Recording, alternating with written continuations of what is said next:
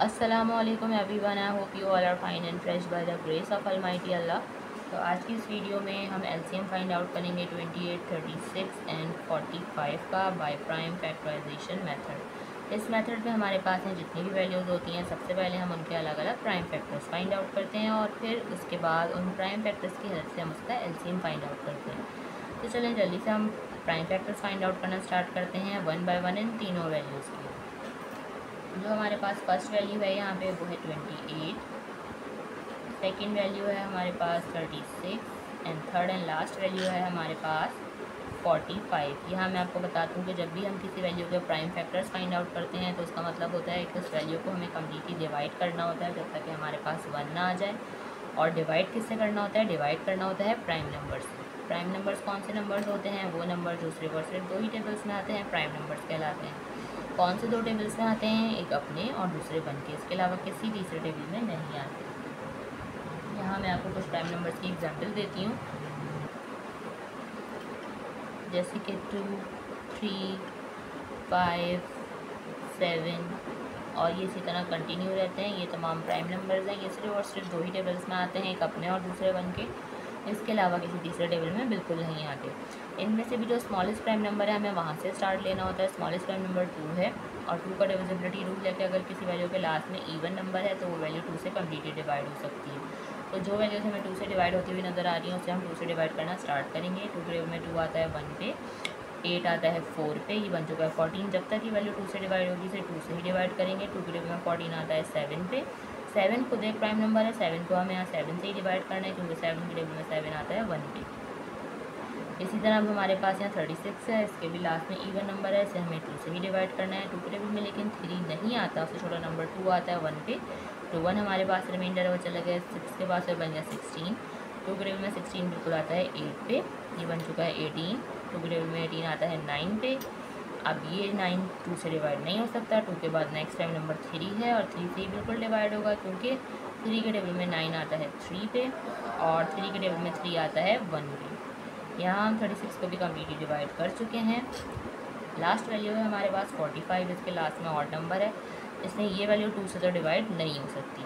2 के बाद next prime number है वो है 3 और 3 का मैं आपको डिविजिबिलिटी रूल बता दूँ कि एक वैल्यू में जितने डिजिट्स हों अगर हम उनको प्लस करें, जैसे हमारे पास यहाँ 2 डिजिट्स हैं, उनको अगर हम प्लस करेंगे तो ये बन जाएगा 4 + 5 9। 9 अगर 3 का मल्टीपल है तो ये वैल्यू 3 से कम्प्लीटली डिवाइड हो सकती है। 9 बिल्कुल 3 का मल्टीपल हमें पता है, इसलिए 45 3 से कम्प्लीटली डिवाइड हो जाएगा, तो इसे हम 3 से डिवाइड करना स्टार्ट करेंगे। लेकिन 3 के टेबल में 4 नहीं आता, तो छोटा नंबर 3 आता है 1 पे, तो 1 हमारे पास रिमाइंडर है वो चला गया इस 5 के पास और बन गया 15।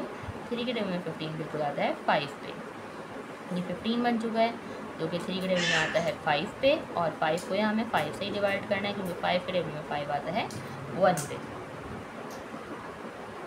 अब हम इन तीनों के प्राइम फैक्टर्स फाइंड आउट कर चुके हैं। अब इन प्राइम फैक्टर्स की हेल्प से हम इसका एलसीएम फाइंड आउट करेंगे। सबसे पहले हम 28 के प्राइम फैक्टर्स लिखेंगे जो कि हमारे पास आए हैं 2 × 2 × 7। उसके बाद हम लिखेंगे 36 के प्राइम फैक्टर्स जो कि हमारे पास आए हैं 2 × 2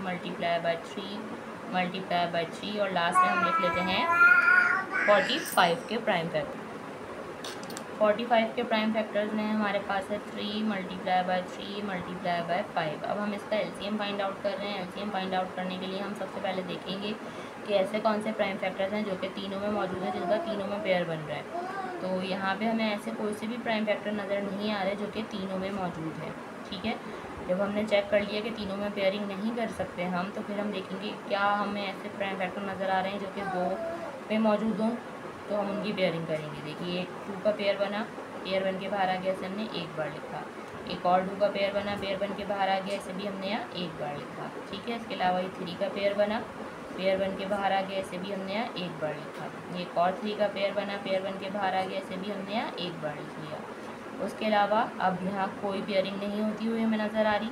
जो रिमेनिंग फैक्टर्स रह गए हैं जिनका कोई पेयर नहीं बन रहा, उनको भी हमने यहाँ एज इट इज़ कॉपी कर लेना है, जिनमें एक 7 और एक 5। अब एलसीएम के लिए हमें क्या करना है, इन सबको मल्टीप्लाई कर देना है। तो फिर हमें पता चल जाएगा लीस्ट कॉमन मल्टीपल 28, 36 एंड 45 का। तो चलिए हम इनको मल्टीप्लाई करते हैं जल्दी से। 2 time 2 is 4, 4 time 3 is 12, 12 time 3 is 36, 36 को मल्टीप्लाई करना है हमें 7 से, वो हम यहाँ रफक में कर लेते हैं। जब हम 36 को 7 से मल्टीप्लाई करेंगे तो हमारे पास आंसर आएगा 7 टाइम 6 इज़ 42 का 2, 4 कैरी, 7 टाइम 3 इज़ 21, 21 में जब हम मिलाएंगे 4 तो वो हो जाएगा 25। और लास्ट में हमें क्या करना है, इस वैल्यू को मल्टीप्लाई करना है एक बार 5 से, वो भी हम यहीं कंटिन्यू करके इसे जल्दी से मल्टीप्लाई करते हैं। हम 5 से भी यहीं मल्टीप्लाई कर लेते हैं। 5 टाइम 2 इज़ 10 का 0, 1 कैरी, 5 टाइम 5 इज़ 25 प्लस 1 26 का 6, 2 carry, 5 time 2 is 10 plus 2 12। Means हमारे पास यहाँ हमारा लीस्ट कॉमन मल्टीपल जो है वो आ चुका है, जो कि है 1260। देखा आपने कितनी जल्दी बाय प्राइम फैक्टराइजेशन मेथड को फॉलो करते हुए हमने एलसीएम फाइंड आउट करना सीख लिया है। आई होप कि वीडियो आपको अच्छे से समझ आई है। अगर ये वीडियो आपको पसंद आई तो लाइक और शेयर ज़रूर करें और मेरे चैनल को भी सब्सक्राइब करें। इंशाल्लाह बहुत जल्द मिलती हूँ आप अपनी नेक्स्ट वीडियो में। अपना बहुत ख्याल रखिएगा। अल्लाह हाफ़िज़।